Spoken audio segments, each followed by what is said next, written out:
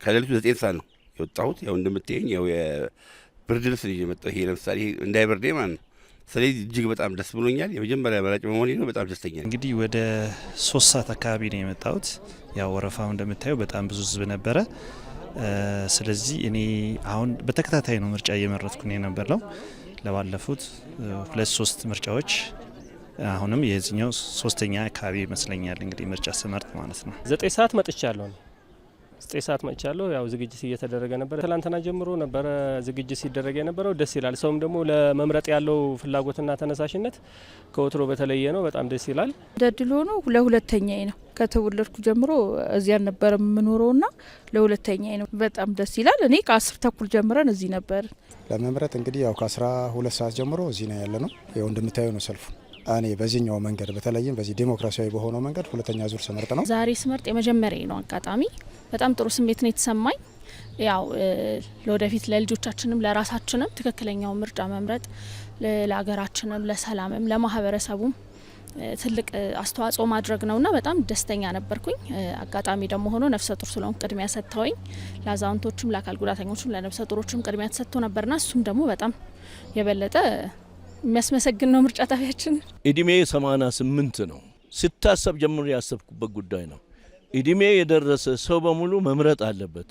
እኔም መምረጥ አለብኝ አስቤ ሰራተኛዬንም አንድ ሁለት ዘመዶች ያለው እነሱን ሂዱ ተመዝገቡ ብዬ እዙ ቀበሌ ተመዝግቦ ገቡ። ዛሬ በ12 ነው የላኳቸው። በጣም ደስ በሚል አምኖበት መምረጥ አለብኝ ብሎ በከፍተኛ ደረጃ መሰለፉ የኢትዮጵያ ሕዝብ ለዚህ ምን ያህል እንደጓጓ መርጬ ሰው ያስተዳድረኛል የሚመርጦ ይሆንልኛል የሚለው የዲሞክራሲ መንፈስ በውስጡ ምን ያህል እንዳደረ ያሳያል።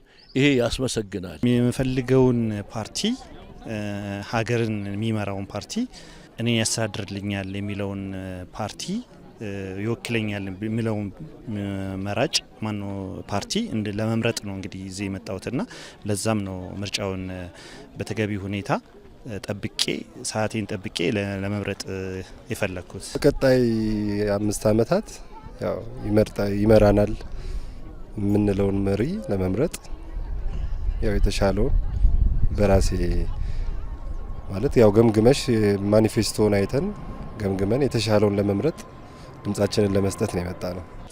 ፍላጎት በፍላጎታቸው የሚፈልጉት ለሀገራችን ለኛ ይሆናል የሚሉትም በራሳቸው ምርጫ የሚፈልጉትን መምረጡ ራሱ እድለኛ ናችሁ ላል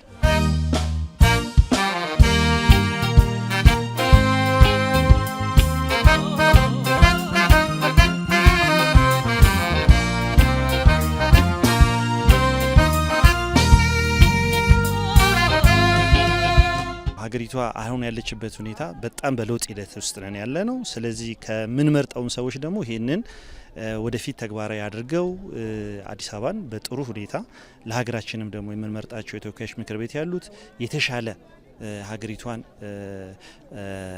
አንድ እርምጃ ወደፊት የሚያደርጉልንን ብዬ እጠብቃለሁ። እንግዲህ የሀገሪቷን ሰላም የሕዝቡን አንድነት የሚያስጠብቅና የሀገሪቷን ልማት የሚያፋጥን እንዲሆን ነው የምመኘው። ያንን ለማድረግም ነው እየመረጥኩ ያለሁት። ሀገራችንን በተሻለች ሁኔታ እስካሁንም የልማት ሁኔታው ጥሩ ነው።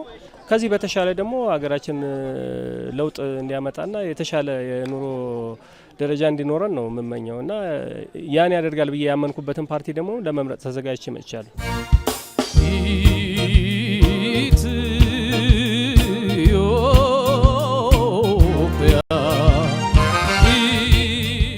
በፊት የነበሩ ምርጫዎች ይሄኛው ለየት የሚያደርገው ምንድነው? አንደኛ ይሄ ምርጫ ቅስቀሳ ላይ ማለት ነው። የምርጫ ቅስቀሳ ላይ ተፎካካሪ ፓርቲዎችም ሆነ የገዢው ፓርቲ እንደፈለገ ነበር ሲቀሰቅስ የነበረው።